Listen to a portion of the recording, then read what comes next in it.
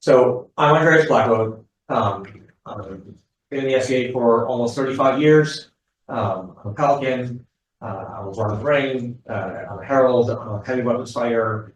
I do a whole bunch of different stuff in the SCA, and I've changed focuses over the years, and partly that's how I feel like I've been able to maintain like my interest and my involvement in the SCA. One of the things that I do quite a lot of is writing personalized scroll texts for people for awards, right? And yes, here. One of the things that I like to do is write these kinds of scroll texts, because what it does is it gives people a more personal scroll, right? Everybody knows the standard mid-roll mantra, right? We, Killian, and Julita, king and queen by right of arms of the Middle Kingdom, do hereby confer upon Agathon a purple fret for her work in the area of candle burning. Done this 38th day of the month of Juneteenth, Annos Societas, blah blah blah, in our canton of wherever we are, right? That's like so many scrolls are that over and over and over again. Hi. Good. Give you a handout. So it's dare I say it, it's boring. It's boring. It just is. Hearing the same thing over and over again, and the only words that are different are the person's name and then the award that they're getting. It's boring, right? There are a couple of built-in awards that are a little bit more exciting, a little bit more different. The Red Company scroll text is different from everybody else's, right? And the peerage scroll texts, of course, have traditionally been heavily customized for people. But our standard awards, not so much. So what I want to talk to you about today is just sort of there's a process that I go through in order to write these personalized scroll texts that I've refined over the years. That's led me to a place where I can write something that is going to generally be reasonable for a scribe to actually put down on a piece of paper, because sometimes, there are people who can write, they can't edit, and you need to be able to edit as well. And sometimes it's easy to write and then edit, and sometimes you have to write to the space that you're working with, because it's not going to work when you edit it, because it's a poem, or there are specific things that you're bringing out in that text that you really want to be in there, and you don't want to let the scribe edit it, and you don't want to cut anything yourself. So I go through this process. So I didn't print this page out because there's really nothing there. I got persona, form, function, and voice. Okay, these are the four things that I look at, and I'm going to talk about this stuff, and we can, as I populate this sort of class out a little bit more, I'll probably write an actual follow-up document for it. But persona, which is researching period forms and documents for the person in question. Form, how do you actually write it? And that can go from very easy, because you're just printing off of a letter from Henry VIII to Cardinal Wolsey, all the way up to you're writing, a Homeric epic or a sestina, which is a very complicated poetry form, right? So depending on what you're doing and what's appropriate for the person and how much work you want to put into it, could be really easy, could be really difficult. Function, that's researching the person themselves, right? So it's not just about the form that fits them, but it's about making the text about them, right? Maybe, and this is something that you tend to do more for peerage scroll text than you might do for an individual award. For a Cavendish knot, it's for rapier one way or another, right? For a purple thread, there's going to be some kind of service, right? A peerage, there might be more that you encompass into that. But maybe you know this person really well, and you want to include some things that you think that you want to include some things that they may have, that that they're getting the award for. And then when it's a peerage scroll, you're going to talk to their friends and their family and their peer about why they embody the concept of the peerage that they're getting, right? Making things that on a page, working with a scribe if you're not a scribe yourself. I'm not a scribe. My handwriting is awful, so I don't do calligraphy illumination. If anybody's getting a degree today, I apologize. I signed them all myself, and they all look. mean, period, I'm sure people have bad handwriting, so I'm sure it was very period. But it's, I'm not a scribe, I'm not an illuminator, I don't do calligraphy, so I always end up working with a scribe. I've worked with Hillary in the past, I've worked with Glenn in the past, I've worked with some other scribes across the kingdom. I've done a couple of out of kingdom things, not very many, but you have to have that work, that conversation with people.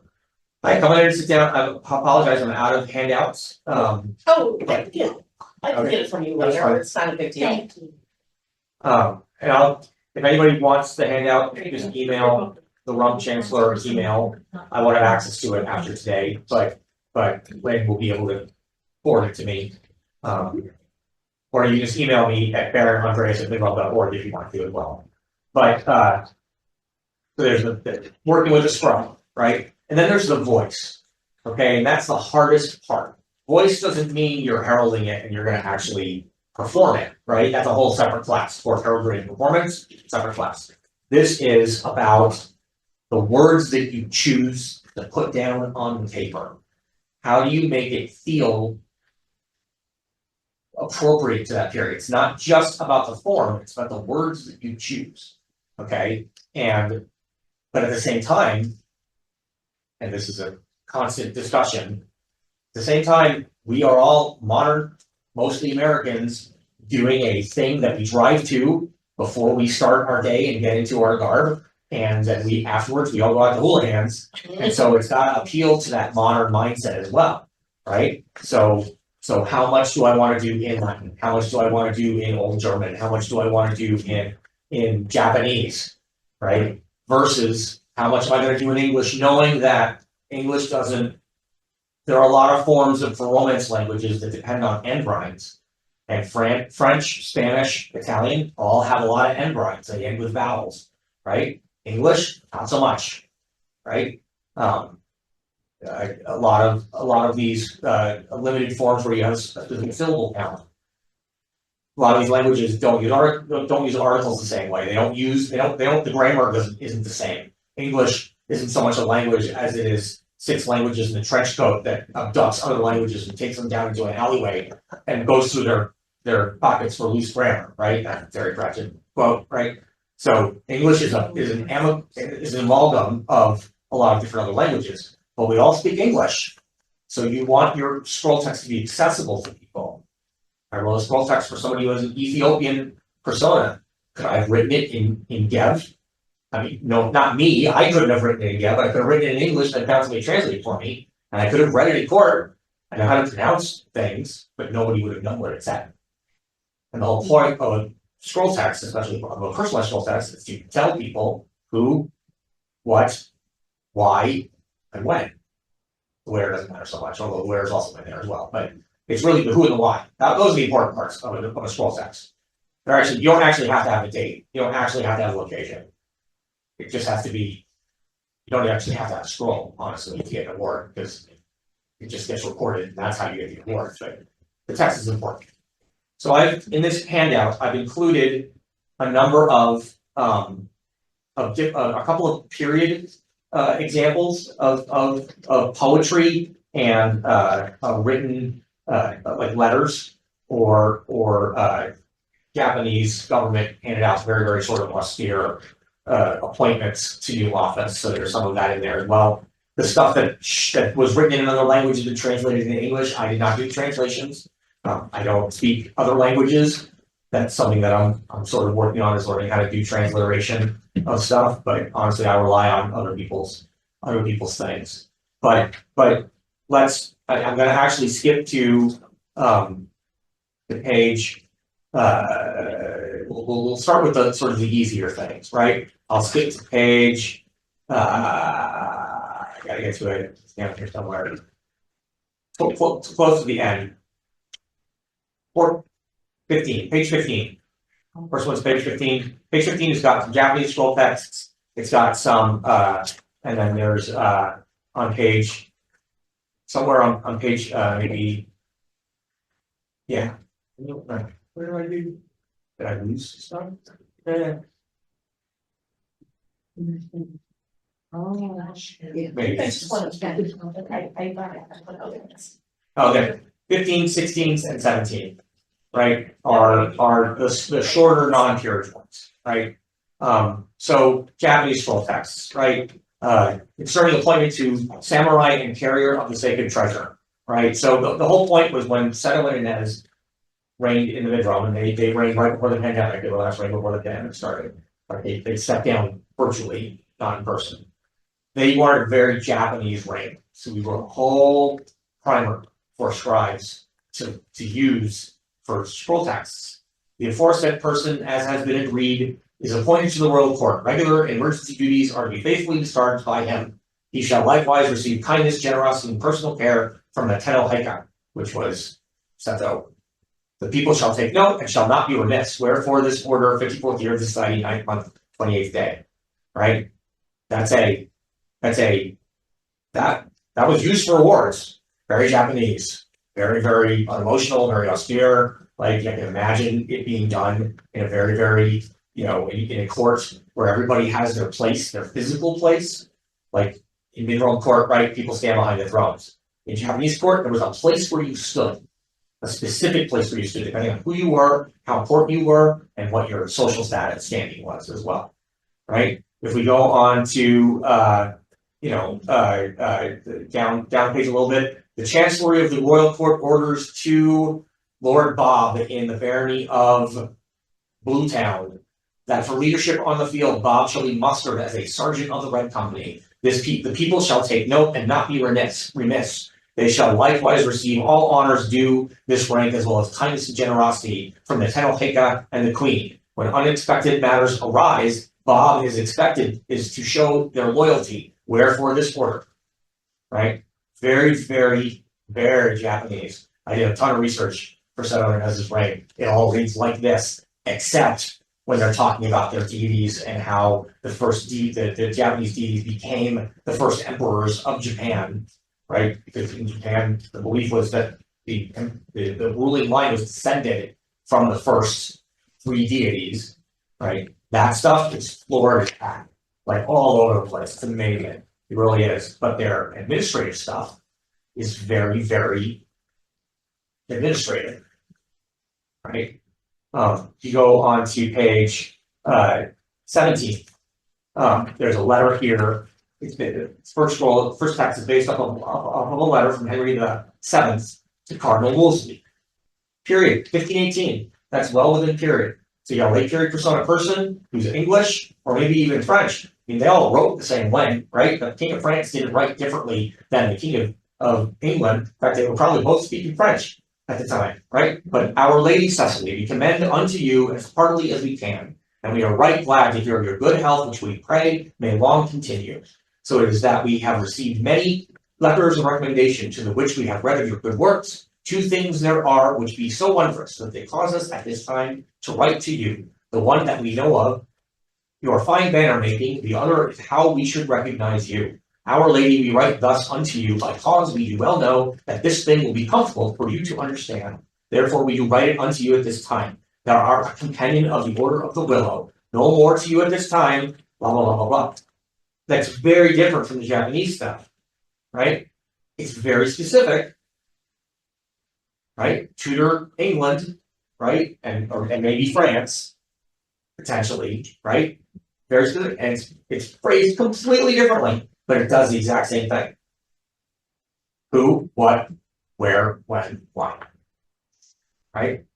And then the next one down there is modeled is a rondel, which is a poetic form. It's one of the form fixe forms, which are traditional forms in French balladry or French poetry that had sort of, it's not like in Ireland where you had to know a certain number of forms and pass a test in order to get to be called a bard. It was just, these were the forms that were very popular and traditional at the time. So here we're getting into more of a poetic model, which means that you better hope your herald has got some sense of artistic delivery, right? Because I can read this one of two ways, and one way is going to be really cool, and one way is going to be not so cool, right? These, our words of Marilla Falconier, we say them to you, so you all may know how we do hold her in esteem so fair. Her love for kingdom has not lain fallow. Instead, it spreads like shade of the willow. These our words of Marie Lafontaine. We say them unto you so that all may know her grace and courtesy, a calm fanfare. Her honor is an inner flame aglow. And so we set our hands and seal below a sapphire, now chosen with great care. These our words of Marie Lafontaine. Or these are words of Marie Lafontaine. We say them to you so all may know how we do hold her in esteem so fair. Her love for the kingdom has not lain fallow. Instead, it spreads like shade of the willow. Right? That's that happens to my poetry. I get frustrated. But you know what? Sometimes it happens, and it's okay. The words are there, and the person's getting the scroll text, and if they really want, they can call me up and ask me to perform it for them. But the point is this is appropriate for her persona. So how did I figure that out? Right? How did I figure out Cecily's persona? How did I figure out Marie Lafontaine's persona? If you go farther up, you can see that I've got a laurel scroll for Rowana in here. I've got a laurel scroll for Jadwiga in here. I've got a pelican scroll for Zara. That was hard. In here, right? And I've messed around with different kinds of things. Let me take a step back. Nothing about how we do court is period. Everybody understands that, right? Scrolls, the scrolls that we do in the SCA for awards, the work may be period. Style of the illumination is period. And the style of the language is period. But nobody put those two things together like that. Not really. This to be here until never forget. I'm very Tolkien. Right. It's very Tolkien, right? Like the Knight's Oath is right out of the Return of the King. Right? So that's okay. There's nothing wrong with that. But understand that when you're trying to write something period for a person, either you're going to go with that letter to Cardinal Wolsey, which would not have been put on a very fancy illuminated thing, right? It just would have been something that Henry VII wrote on a piece of paper, right?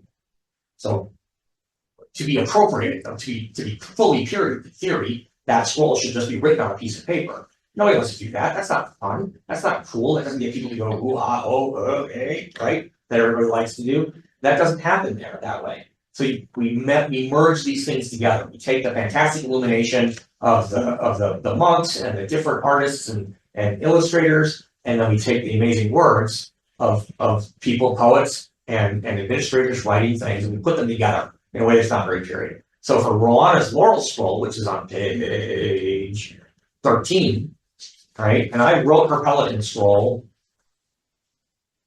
in 2018, so that's about 6 years ago.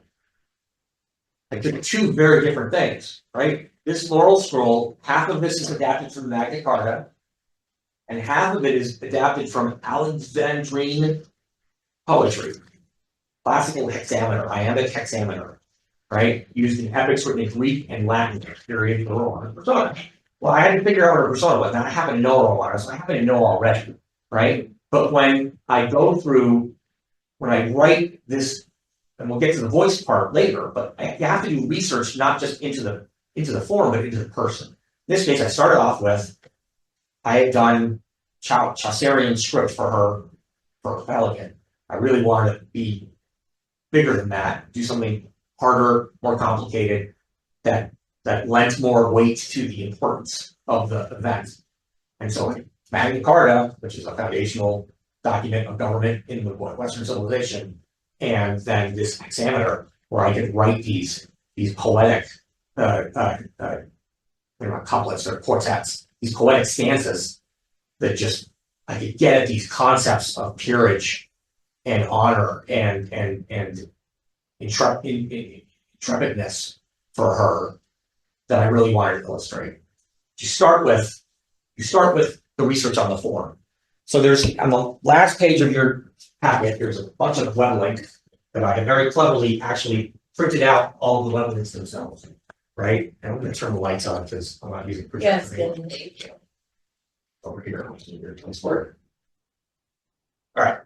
So you start off with those links, and I'm going to tell you right now, Wikipedia is on that list, and Wikipedia is on that list not necessarily because I trust that it will be correct about any given form, but at the bottom of every Wikipedia page, If it's not a stub, and it'll tell you if it's a stub, you go to Wikipedia and you search something esoteric, there might be a couple paragraphs and it'll say for a stop, this page is a stub and it's not well researched, it needs more input. But Wikipedia is crowdsourced, so somebody's got to decide if they want to go and actually do that work, do the research to actually put it into the Wikipedia article. But a good Wikipedia article, you scroll down to the bottom. At the bottom of that Wikipedia article are all the references they made in the article. And you use those. I use those. I tend to go to Wikipedia and I'll look at the form and I'll write that down. And then I'll get this book. Princeton Encyclopedia of Poetry and Poetics. Now this happens to be an older version, right? It's from, I've had this for years, probably over almost 20 years probably, right? And this has, I'm just going to open to a page. Modern Poetics, Modernism and Postmodernism. That article is 1, 2, 3, almost 3.5 pages long, right? But if I go and I look up, here's one, Mongolian poetry, right? Mongolian poetry. And I can read this article here, this little section here, and I can say, okay, the bulk of native literary expression is in the form of Ulugurs, which I'm probably pronouncing incorrectly, orally transmitted verse epics, which may reach 20,000 verses in length and are recited from memory by bards. Well, I can't do that. But the internal structure of the poem is quite stylized and may be diagrammed as a series of rounds between the hero and his adversary. Verse is alliterative, although rhyme is found in a few instances. This alliteration chiefly occurs on the initial syllable, the entire syllable, not just the first phenome.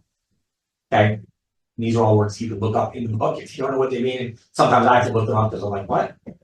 There's no set pattern of repetition for the initial alliterative syllables. In epic poetry, alliteration is in couplets or is irregular. In lyric poetry, you're used in the strictest sense of the word composed for the lyre. So you're supposed to accompany yourself. In stanzas, it is in quatrains. The best style verse has 7 to 8 syllables with 3 or 4 stresses, but that is only a general guide to its construction. I now know how to write one of these poems. Now, I have a lot of experience doing that, so not everybody's going to be able to read that and go, oh, I know exactly what to do, but you can start working with it just by looking at this and saying, okay, how does that work? And then you go and you Google, right, Mongolian epics. And of course, the problem is that Mongolian epics are Mongolian. So when you translate that in English, are you going to get the same number of stresses and the same number of syllables? Probably not. But you know how it's supposed to be formed. So if you get the translation, you can sort of look at the sorts of things that they wrote about, and it talks about that in here as well, right? There's even a little translation, right, down here, and I'll leave that in a second. The point is you know what the form's supposed to look like, basically. You can Google examples, if there are any written down, and there are some, for Mongolian poetry. I happen to know because I haven't done some. And then you try it, right? Try this before you accept the scroll commission.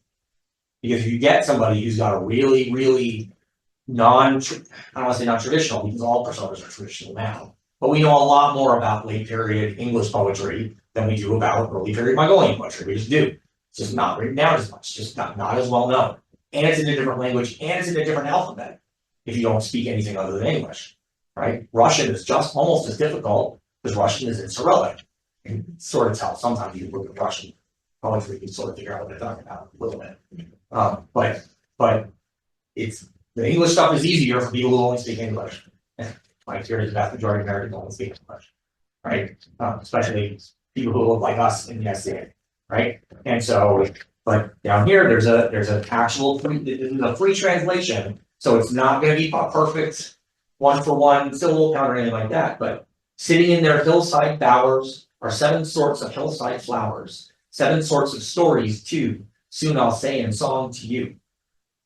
Garlands of the gloomy swamp grow 8 flowers in their palm. Games and gladness, 8 kinds too. Gladly give I gladly now to you. Right? So you can see, okay, it's couplets. This author, this translator has chosen to rhyme, but they probably saw that there were rhymes in the poem, right, in the actual Mongolian, and chose to translate it like that. But Princeton Encyclopedia of Poetry Poetics is a great place to get a little bit more academic about forms, right? Wikipedia is going to find a lot of stuff for you. You go from Wikipedia to here. So you Google 8th century Arabian epics. I'm sure there's something out there, right? And Google, the first link will almost invariably be Wikipedia. And you click into Wikipedia and you see what it tells you, and you scroll down to the bottom and you look up some other stuff. But then you come here, or you come to this book, which is only about medieval poetry. It's called Ossa Poetics, an encyclopedia of early medieval and Renaissance poetic forms, devices, and genres. So this book has got all sorts of poetic stuff in it through the modern era. This is early medieval and Renaissance, so it's more focused, right? Which is why it's half the size, right? I use this. I have this book here, The Making of a Poem, a Norton Anthology of Poetic Forms. Some of this, it talks about meter, it talks about what the table of contents is, it runs you through creating different things, and it has a bunch of examples for you. And that's very helpful, because if you have the example, then you can use the example to guide you through writing something that's original or a close copy of it, right? That's pretty much 100% what I do. Right. So there's the Villanelle, there's the Sestina, which I talked about before, there's something called a Pantoum, which I actually have not had an opportunity to look up yet. Sonnets, ballads, right? Blank verse, which I don't know, it can be period, but I mean, I'm sure that there were plenty of terrible poets out there writing in blank verse in the medieval times. Because there's plenty of terrible poets now writing blank verse in modern times. The heroic couplet, the stanza, which really is a piece of a poem, but the stanza was using Chaucer and Spenser and Wyatt and Herbert, right? The heroic couplet, and so this is a supplementary book that you use to help you learn about, if you're lucky, the form that you want to write is in here, right? And then you can use that to help you learn more about it, because you're going to get a lot more examples of different kinds of poems than you are in either of these, because these are research books, and these are what books? These are how books. This is the how book, right? I've got The Making of a Sonnet. This whole book is just about sonnets. Middle English verse romances. Then the king waxed wroth as winged, the woodriver man, mighty no man fiend. Then he began to be, he swore, who this be sun and moon, thou shouldn't be drawn and hunted or none. With eyen thou shalt see. I guess this is a pretty nifty book, but it's in actual, I think probably Middle English. I think it's Old English. And it's a Middle English verse romances, so that's why it's Middle English, right? But you can use, if you can find something in here, or you find out somebody's got a particular persona, or maybe they really love Middle English, or maybe they really love romance poetry. Well, here's the book that you can use to try and build. The problem is that I'm probably not pronouncing these words right, so the rhymes, you got to sort of figure out how the rhymes work, right? But that's okay, because probably nobody else in the audience knows how to pronounce either. I've got my Riverside Chaucer, which was a book I relied on heavily for Rolana's first poem, and I've used it for a bunch of other people as well. There's lots of people who are in this period, the fancy period that people like a lot. So Chaucer is something that I rely on a lot, and this has got all of his stuff. This isn't just the monk's tale and the maid's tale and the whatever, the priest's tale and all that stuff. This has got choice of Cressida, it's got short poems, it's got Knight's Tale, it's got Boichi, and then it's got Canon. Right? Got that. And then everybody's other favorite persona, Viking. Right? The poetic, everybody loves Viking. There's so many Vikings, they're everywhere. Everywhere. I've had whole courts where if I had chosen to write a scroll for every single person, they all would have been Viking. Sigh. But it can still be more interesting than using the standard raw stuff. So let's talk a little bit about period examples that I've got in the handout. So we'll go up to the all the way up to the top, right? The first page or the second page, right? Night brings him no rest. He is the prey of despair. So this is the Sestina. Okay. The Sestina is a very complicated Italian earlier period around, it's around my period, so it's Norman, like Norman era, 1100s, 1200s era, by a guy named Petrarch. Also Dante from Dante's Inferno Dante, like he wrote Sistines as well. So here's how this poetry form works. You have a fixed number of syllables, and depending on the language you're using, that syllable count changes. For English, I tend to use 12 or 10, because I think in iambic pentameter, we all do. I think I'd like a burger and a Coke. That's iambic pentameter. English lends itself very well to iambic pentameter, and also hexamic pentameter, 12 syllables. But other languages, again, don't have as many articles, don't have to, the gender is built into the word when words are gendered, right? So in Italian, they tend to use 8 syllables. 6 lines per stanza, and the end word in each line is one of 6 chosen words. And they go in a specific order. 1, 2, 3, 4, 5, 6. 1, 6, 2, 4, 3, 5. No. 1, 6, 2, 5, 3, 4. And then 4 something, like it for 6 stanzas, and then you have what's called an envoy at the end, and that's got all 6 words in 3 lines, right? So the very first one we're looking at is this one is a Petrarch. It's been translated, so the syllable count may be off here and there where the translator chose to make specific choices about the words that he wanted to use to get the point across. Because translating poetry has got to be really difficult, right? And so you have to decide, do I want to fit the form or do I want to get the point across? Because if I have to fit the form, I'm going to have to be more vague and maybe people won't understand the level of Petrarch's angst, because these were all very angsty people. This form was written specifically as a way to show how much Petrarch loved his unattainable desire and how hard he was willing to work and yet still never win. Because he was patronized by a noble who wanted Petrarch to write poems for the noble's wife, so of course he fell in love with her. Because that's what troubadours do, apparently, right? To every animal that dwells on earth, except to those which have hate in the sun, their time of labor is while lasts the day. But when high heaven returns its 1,000 stars, relooms its 1,000 stars, this seeks his hut, and that its native wood, each finds repose, at least until the dawn.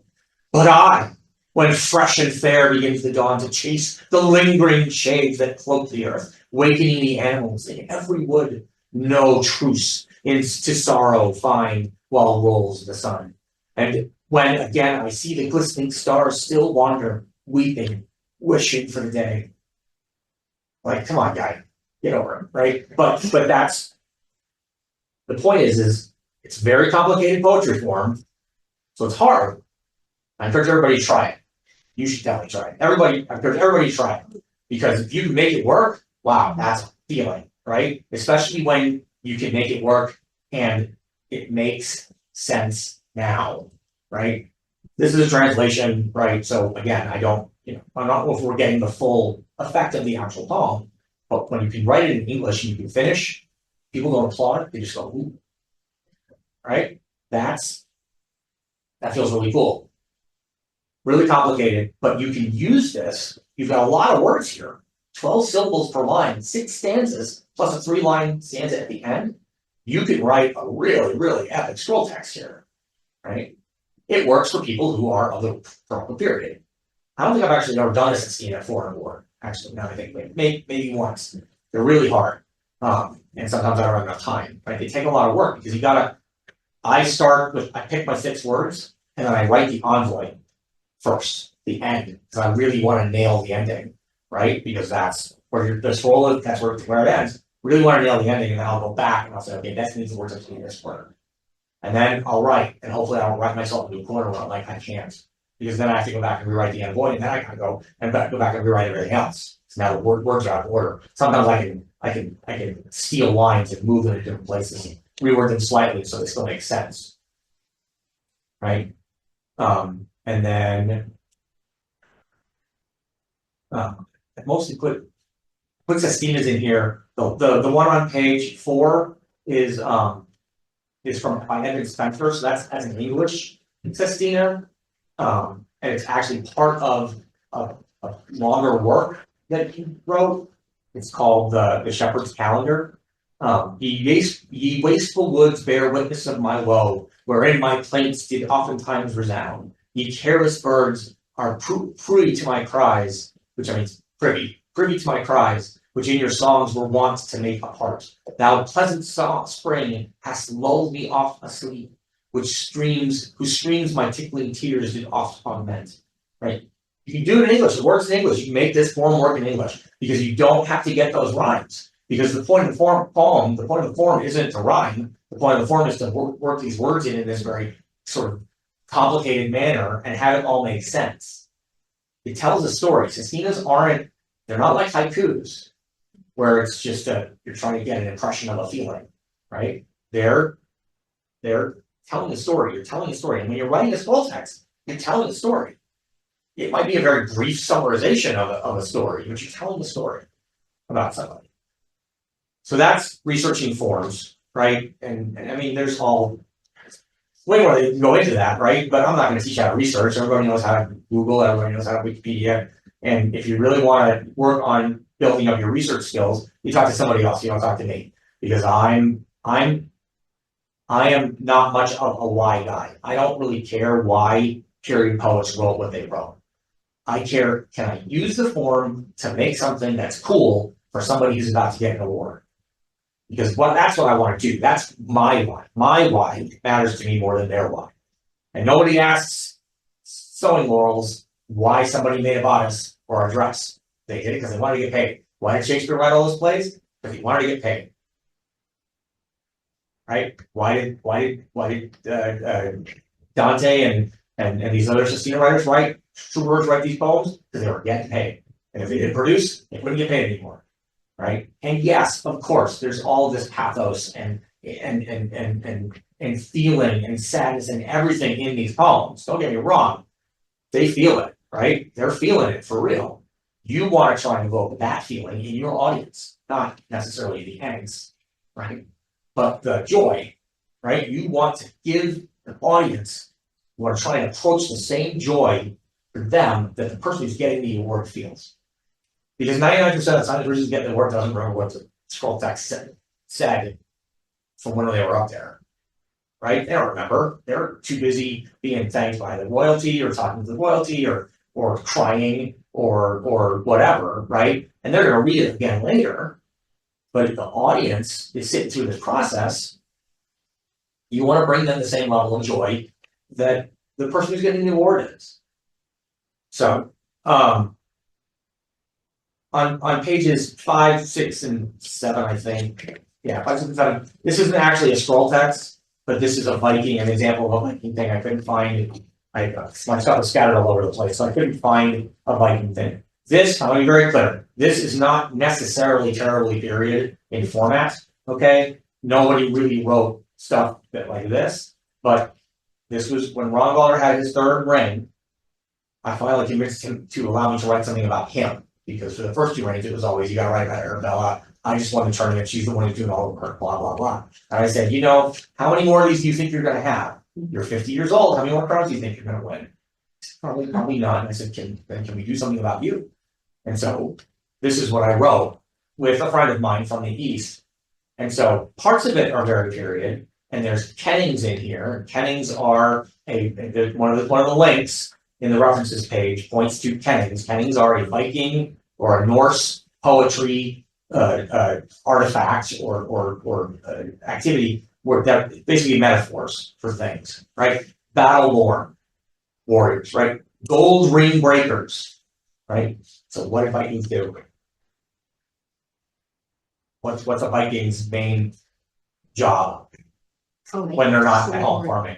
A Viking. Going and taking gold ring breakers. That's Vikings that took down kings, right? Destroying. Mighty Midron, dragon daring, standing tall through fierce Thor strikes. What do you think a Thor strike is? Lightning. No, not bed shame or straw death, right? Vikings want to die fighting because that's how you get to Valhalla. If you die, if you're not holding your sword, you get to Valhalla. If you die in your sleep, no, you don't go to Valhalla, you go somewhere else. Not on her. Right? No, not bed shame nor straw death, in sword sleep, aimed at Asgard. Bravery bears a nation, story spark builds this bonfire, heats the hearth of a kingdom built on bones of dragon legends. That's the refrain of this piece. I said it over and over again. And so what Ronwalder wanted was what we were. This was the part where the city king and queen say to the crown prince, "What do you mean you want the throne? What right do you have to take this position?" Right? Because it was Cadogan and Amory, and they're like, "Oh, we're really, really tired, but nobody has come forth to take this from us, so we must continue to do our duty for the kingdom." And here he comes marching forward, and then Cadogan says, "Well, what right do you have to take it? This is his right. This lineage. This is why he gets to be king." And yes, obviously he gets to be king because he won the tournament. I get that, but we were going for a very specific feeling at that court, right? And this is part of it. One such was Doggin, Dragon Father. So who knows who Duke Doggin did Derrigon is? Okay, Doggin was the 5th, 6th king of the Mid-Realm, like way back, right? He was a duke. He lived in the Chicagoland area. He died about 20 years ago now. 20 years. Yeah, Yeah. well, close to it. 15, Probably 15. over probably 15 years ago. Yeah. He died. He loved the SCA. He loved the Mid-Realm, and he is, if you trace Ronwalder's lineage-ish back, because Forgan didn't have a knight, so Ronwalder was Forgan's squire. Forgan never had a knight, but he had people who he listened to, so we traced it back that way. So strong shield bearer, bone beak carrier. That. Bone beak carrier. Swords. Sword, spear, something, right? Many the raven harvest he gathered. Once warfinder, now he dreams the sleep of the sword. Right? Once he went to war, now he's passed along. In his day, he was king of men and dragons, twice reigned he from windswept castle. Windswept castle means Aggie, Ayrton? Chicago, the Windy City. Across the frozen road in Dragon Kingdom's heart, because we used to be the middle of the middle, and now we're the northwest edge of the kingdom, right? So this poem is full of canons that all talk about the different people who are in Ronwalder's lineage and how they were massive warriors and all the different things that they did. I talked to 60 people for this. You're not going to do that for every single one of these, for every single scroll. You're not. You're absolutely not. Maybe you'll. In the East, they have it easy, because in the East, everybody has a Kingdom Wiki page, an East Kingdom Wikipedia page, and they have their device, and they have their name, and they have their persona. They all know that they should put it in. They have their preferences. Do I want to be called up in court, or do I want to get my scroll in private? They all. What are my pronouns? All of that's in there in the East. What are my favorite colors? Right? What do I like? What do I not like? Right? All of that's there. So an aspiring writer and scribe, they go and look and say, "Ooh, look, they like blue and green. I'm going to do a lot of blue and green. They like unicorns. I'm going to put a lot of unicorns on this scroll. And they are this period, and this is what they like." And so as the writer, I'm going to go to that fine poem that's in that period, and I'm going to write something for that appropriate thing. And I'm going to get paired up with a scribe. The East does it way better than the Mid-Realm does it. In the Mid-Realm, I had the most opportunity to do this when I was on royal staff, because I got to know who was getting awards because of my position as the award secretary. So I would go and check to make sure that they didn't have something that their majesties had missed. And so I knew who was getting stuff. So I could always say, "I want that one, I want that one, I want that one, I want that one." And then peerage scrolls, which used to be a lot more, you commission them after you've been elevated, and a lot less you get it the day that you're elevated, right? There's more time, usually. Usually you've got weeks or months before somebody's going to get elevated. Right, so you've got time, and you can sit down with them, and you can say, "Tell me people who I can talk to about you." I can't do that when somebody's getting a purple flag, because they're not supposed to know, right? So I do the research that I can. I look them up on the Mid-Realm website, go and look at their persona page, right, or their ID in the system, and you can pull it up. Some people have populated their stuff, some people haven't, right? There is a middle wiki. Some people have populated their middle wiki, some people haven't. There is a middle wiki. Yeah. Yeah.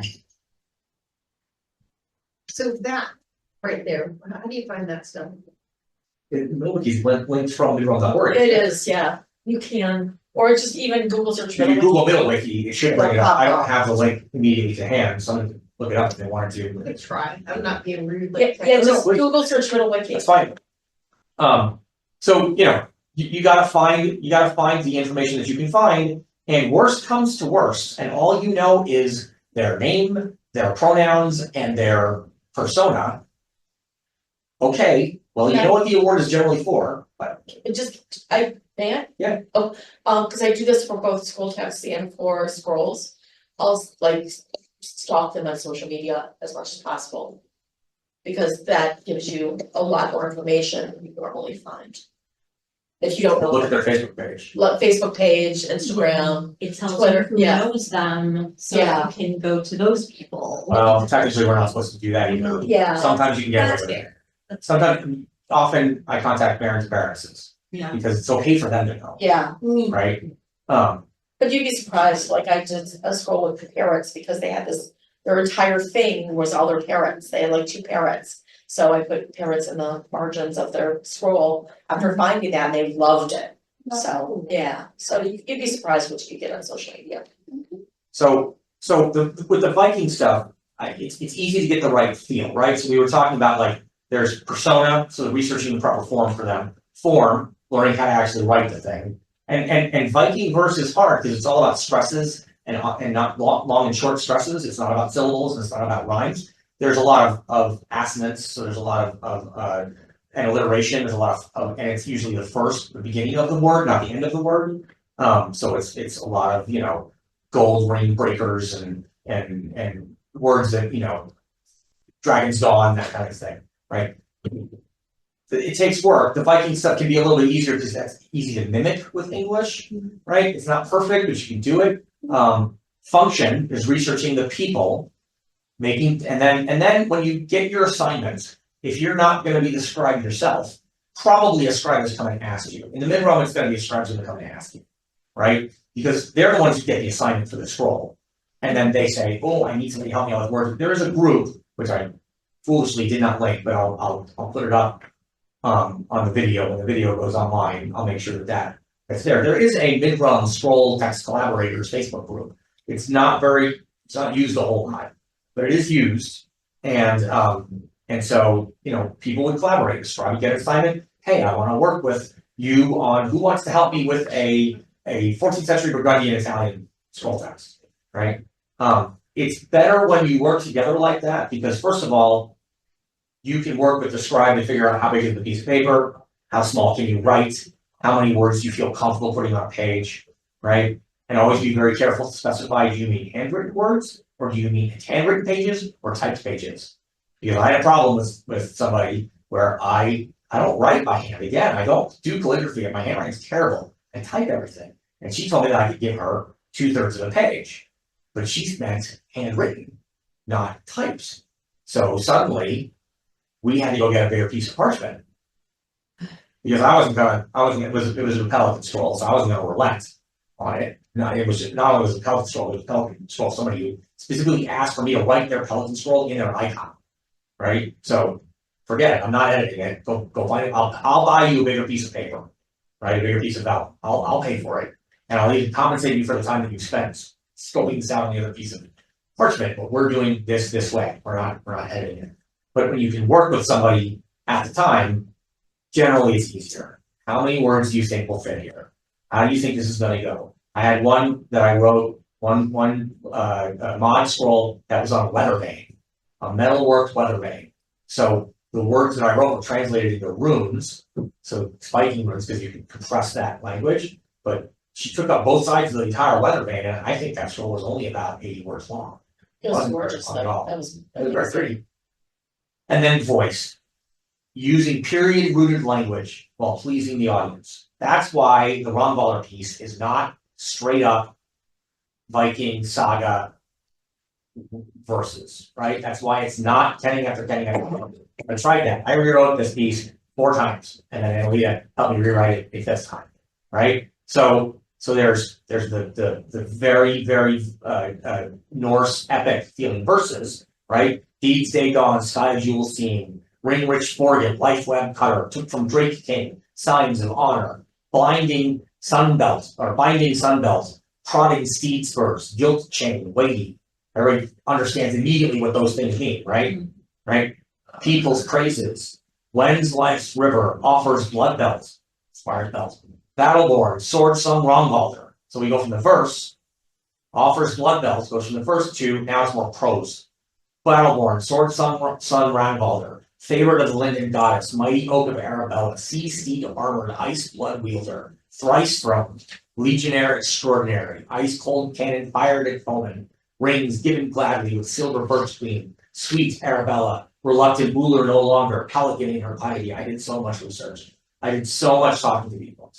Right? These are all things that people told me about Arabella and about Romwalder, or about Forget, or about Garahan, or about some Alestron, who Alestron only ate burgers, apparently. I've never met Alestron. I know Garahan, I've never met Alestron. And I knew Doggin, but that's through a different relationship. Alestron, he devourer of beef and bread. Oh my goodness. Because he would come home and he would make a half-pound burger for dinner. And then in the morning he'd wake up and make a half-pound burger for breakfast. That's what he ate all the time. They always ate burgers. So I talked to all these people. What are these different things about? What do you know about Garahan? What do you know about Alestron? What do you know about Arabella? What are the different things that you think of when you think of these people? And they tell me all these different concepts. And then I had to distill it down into something that fit.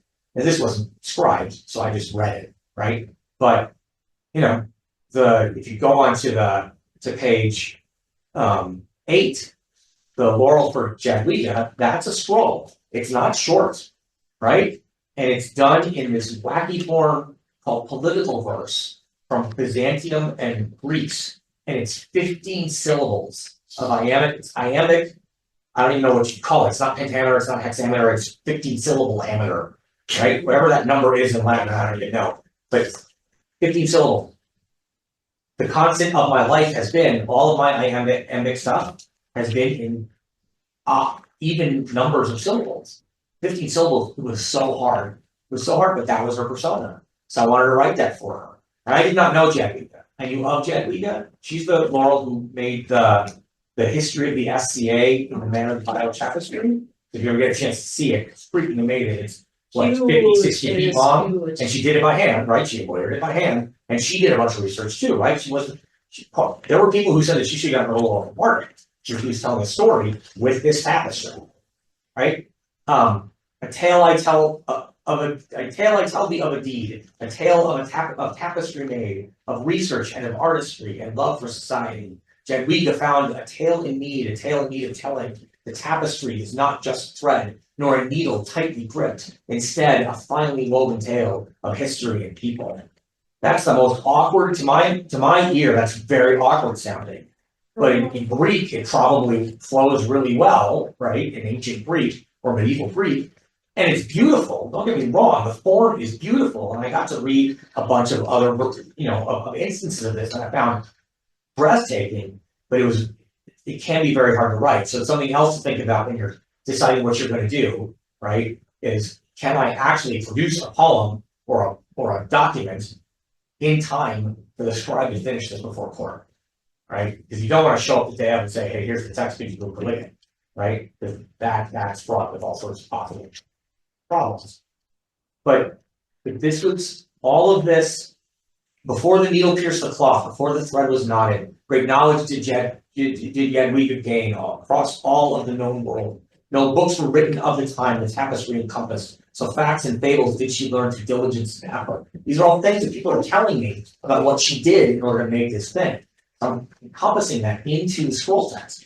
So does it sound medieval? Maybe a little bit, right? Like I'm having to put words out of the order that I would normally say them in, right? To make it fit the flow of the poem, the form, right? So maybe that helps a little bit. And there's the last link, I think, on the reference page is called Rhyme Zone, or maybe it's the second last page, Rhyme Zone. So Rhyme Zone, you can go and I can get exact rhymes, I can get near rhymes, and I can classify the words I'm getting back by like what's modern, what's Art Deco, what's ancient, what's not, what's rarely used. and that'll help me find words that feel more, potentially more period. But am I researching like how Byzantine people talked? No, nobody knows. All there is the written record that exists. There's not a lot of that. Not really. I'm amazed. Honestly, I was amazed that there was a form at all for it. Right? She's one of those weird, not weird. She's one of those more rare form of persona. Right? There's a lot of Viking. There's a lot of Japanese. There's a lot of Anglo-Saxon. There's a lot of 14th century. Right? People love that stuff. Right? Yeah, Rita wanted to pick something that was different. And so she did. And so you want to scroll for her, it's gotta be something that's more specific to the period. And so that just makes it, it is what it is, right? So practice, take this stuff home, practice with it if you want, right? Join the Facebook group, maybe we can get some traffic going. There are some other groups out there on Facebook that I can share. There's an SCA ceremonial group, which is more about writing ceremonies instead of just texts, but that it provides good research spaces, right? So the research that I have to do to make a ceremony feel more Anglo-Saxon will help me find words that I can use for an Anglo-Saxon scroll text, right? And we're lucky because Alfred the Great wrote everything down. And so there's an enormous amount of knowledge in the great book, right? In Alfred's great book, right? His Domesday book, right? There's England is easy generally. I mean, really stuff is hard. I've never been able to do like a Pictish script for Aggie. She's actually Pictish. It's all lines, dashes, and I don't know how to read any of that. So, and there's not a lot of extant stuff left over. There's the stones. There's the stuff they put on the stones, right? The Pictish stones that you find up in Scotland. That stuff's there, and that talks a little bit about some stuff, but they're monument stones. So this is about the Battle of whatever in Scotland in 648 or whatever it was, right? The ceremonial group helps because they find other kind of references that maybe you can use to leverage to find the kind of stuff that you're looking for. But it's really about in the end, the form is almost the smallest part of it. The persona is already established. It's how do you take this person's likes and dislikes, their choices that they've made, the stories that their friends tell about them. How do you take those things and turn them into something that makes sense narratively, but also wows people? That's the hard part. The creativity part is the hard part, right? And then you want to try and find that line where you're getting that medieval feel as well, right? And I'm a heretic, right? Because I love A Knight's Tale, not Chaucer, the movie, right? And I always want to herald like Chaucer heralds that movie because I think it'd be a blast. And I've had a couple of people who have ever won the crown, they said, okay, we do this a couple times at least, right? I love being able to look out there and instead of oh yeah, all rise for bubble pie. Same thing. Everybody's sitting on a cushion, and all you in the bleachers, do that whole thing, right? And make it appropriate for the people who are on the throne at the time and make it work. But it's more, I want court as a performance. And I'm not the lead, the herald is not the lead actor by any stretch. The lead actor is the king of the sovereigns and the people who are getting called up. But it's almost like being the narrator in our town, which I don't know if everybody knows our town, but it's a play, and there's a narrator. And it's like being the narrator of our town. You are guiding the story through the story of court through its progression, all of its little individual chapters, one of which is going to work for each individual person. And a good herald is court isn't too long, court's too boring. People are like, court's too long, court's too long. Tell you right now, folks, court tonight's gonna be long. It is. There's 40 degrees to give out, and there's 20 pieces of business for court, right? Plus, I have to step down and turn it over to the new chancellor, right? These are all happening. All these things are happening. And it's long, but it's going to be interesting because I'm going to make my part of it interesting at least, right? The graduation ceremony is based off of a period period graduation ceremony from Oxford. Right? They have it up there on their website. You just go find it. Right? I've used it to build this chapter of court. Right? Court's not too long. Court's too boring. Make court exciting. So get good scroll texts that engage people, and then get good heralds who can perform them. And then you've got a court where, when William and Isolde were on the throne, nobody ever skipped court, because we were having courts with 70 awards. 70 awards in the court. Usually with 70 awards sort of across the day, but still, 70 awards in an event. Nobody had any idea what was going to happen next. There was no way to know. The only thing that people knew is that if they got called up, they were going to get something. But literally nobody had any idea at all. So nobody ever left. Because it was exciting. That's what we're gonna do. Alright. So there's 30 minutes theoretically left in the class. If people want to try and write something, I'm happy to stay here and work with you on writing something if you want. Or we can all go to 4 o'clock classes instead and not lose that last half hour of the day. Because if you go to, say, here till 4:30, then you can't really go to another class. So I will defer to anybody in the room who wants to sit and talk about this more. I'm happy to do so, but you're all welcome to take the stuff and go. And again, you can email me at baronandreas@midwell.org. So any questions you have about anything, I'll share all my stuff openly. And then this presentation with some more content will be available when the video is uploaded, when the class is put on YouTube. Thank you. Thank you. Thank I you. look forward to your part of the court. I hope so. I hope so. All right.